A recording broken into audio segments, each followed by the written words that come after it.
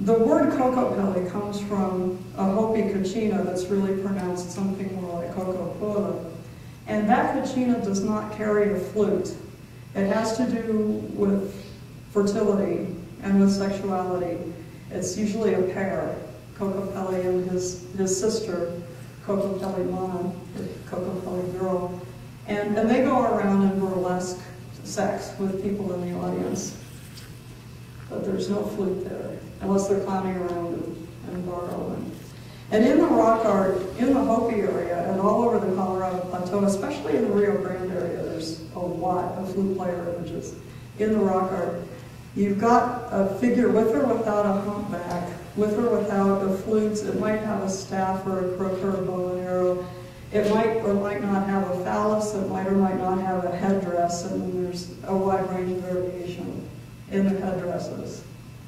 And these go all the way from the AD 600s without the hump through the 1200s where you get a lot with humps, and right into the 1400s as well. So here's a little example from New Woodruff along the Little Colorado River. A lot of them are on their backs, and some have interpreted this as they're playing the flute to the sun or bringing warmth.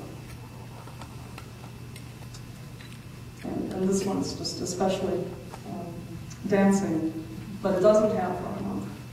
Both of those probably date to the 1200s, I would guess. And Hopis say, these are not Kokopelli. Tell everybody these are not Kokopelli. These are the flute boy. And they're about the migrations of the flute plant. We were talking about plant migrations a minute ago.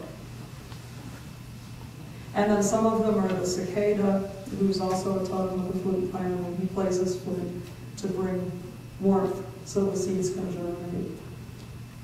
So this is an example from Sand Island on the San Juan River. If you go on San Juan River trips with NAU Outdoors, this is where you're likely to put in.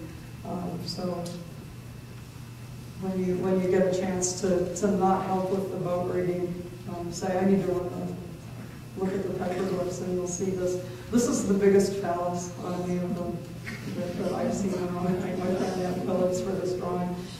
And it's playing the flute to a scalp.